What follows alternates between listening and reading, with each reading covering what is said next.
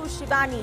સૌથી પહેલા વાત કરીએ આજના બહુ ચર્ચિત કિસ્સા જેને સામે સવાલ ઊભો થયો છે પ્રોફેસરનો લવ જેહાદ।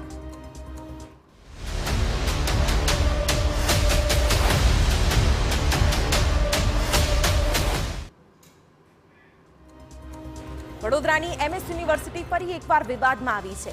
એમએસ યુનિવર્સિટીની આર્ટ્સ ફેકલ્ટી વિદ્યાર્થિનીને પ્રોફેસર મોહમ્મદ અઝહર ઢેરીવાલા સામે જાતીય સતામણીનો આરોપ લગાવ્યો છે। પીડિતાનું કહેવું છે કે લંપટ પ્રોફેસર તેની પાછળ પડી ગયો હતો અને તે લગ્ન તથા ધર્મ અંગીકાર કરવાની વાતો કરતો હતો।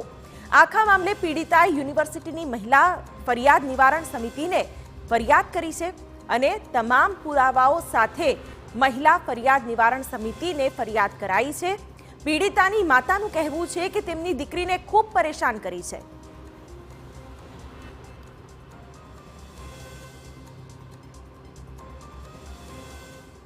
સર છે ને પેલી જે છોકરી હતી એને ટોર્ચર કરતા હતા। એને ટોર્ચરમાં આને ફોન કરતા હતા ને અમારા ઘરે સુધી આવી ગયા સર। ગંદી ગંદી વાતો ફેલાઈ છે મારી છોકરી માટે ને પેલી છોકરી માટે। એના માટે મારી છોકરી માટે મેં એક્શન ઉઠાવ્યું છે કે સરને સસ્પેન્ડ મને જોઈએ કે બીજી છોકરીને સર ટોર્ચર નહીં કરે। એ સરનું બહુ ટોર્ચર હતું, માનસિક એ બહુ ફોન બી કરતા હતા ના અમે સેક્સ્યુઅલી કોઈ હેરેસમેન્ટ થયેલું છે? હા, આમ ટોર્ચર તો બહુ કરતા હતા। માત્ર પીડિતા જ નહીં પરંતુ પીડિતાની મિત્ર કે જે એમએસ યુનિવર્સિટીમાં જ અભ્યાસ કરે છે તેને આરોપી પ્રોફેસર ટોર્ચર કરતો હતો। તેની મિત્રની માહિતી નહીં આપતા અન્ય વિદ્યાર્થીને પણ ધમકી આપતો। પીડિતાની મિત્રનું કહેવું છે કે સતત ધમકી આપતો અને ખોટા કામ કરતો। गलत तरीके से टच कर रहे थे, उसको अकेले बुला के आर्ट्स की ऑफिस में डिपार्टमेंट कि नेट की प्रिपरेशन के लिए आपको आना चाहिए और मैं पढ़ा के दूंगा आपको। अच्छा, अगर वो उन प्रोफेसर की बात ना मानी जाए तो क्या करने के? वो ऐसे बोलते थे कि करियर ख़त्म कर देंगे, मार्क्स कट कर देंगे, ऐसे सर। लाइफ में रात में ये सब और मेरी फ्रेंड का पूरा ब्रेन वॉश कर दिया था कि उसकी लाइफ पूरी सर के हाथ में। अगर इन फ्यूचर उसको डिपार्टमेंट में जॉब भी चाहिए तो वो दिला के देंगे, अगर नेट भी वही क्लियर करा के देंगे पूरा। વિદ્યાર્થી અને પ્રોફેસરના સંબંધો અંગે સવાલ ઉઠ્યા હતા ત્યારે પ્રોફેસર વિદ્યાર્થીની મિત્ર સાથે તે અંગે વાત પણ કરી હતી જેનો ઓડિયો પણ વાયરલ થયો છે।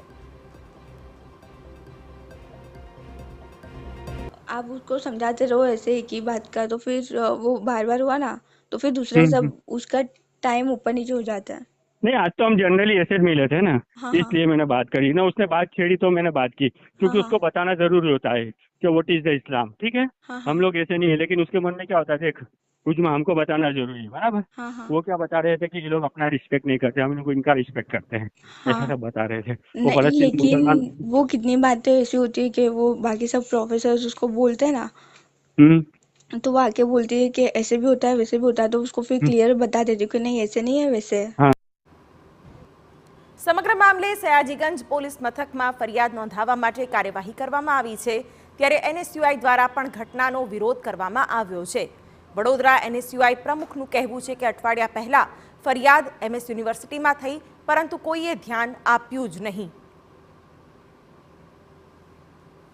એક પ્રોફેસર દ્વારા એક વિદ્યાર્થીની અને બીજી વિદ્યાર્થીની સાથે જે છેડતી શારીરિક શોષણ અને માનસિક શોષણ કરાયું છે એની ફરિયાદ વાલીઓ દ્વારા એમએસ યુનિવર્સિટીના મેનેજમેન્ટને પણ કરવામાં આવી, પરંતુ એમને અઠવાડિયાથી આ કમિટીથી એ કમિટી ફરાવમાં જ આવે છે। આજે પેરેન્ટ્સ કંટાળીને સયાજીગંજ પોલીસ સ્ટેશનમાં ફરિયાદ કરવામાં આવે છે।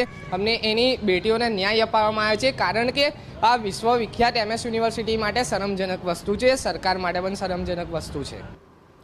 જે રૂમમાં વિદ્યાર્થીની સાથે જાતીય સતામણીના આરોપ થયા છે તે હિન્દી ડિપાર્ટમેન્ટનો રૂમ નંબર 28 સીલ કરાયો છે। સાથે જ પ્રોફેસર અઝહરની કેબિન પણ સીલ કરી દેવાઈ છે। હાલ જે આ ડોક્ટર અઝહર ઢેરીવાલાની જે કેબિન છે તેને સીલ કરવામાં આવી છે।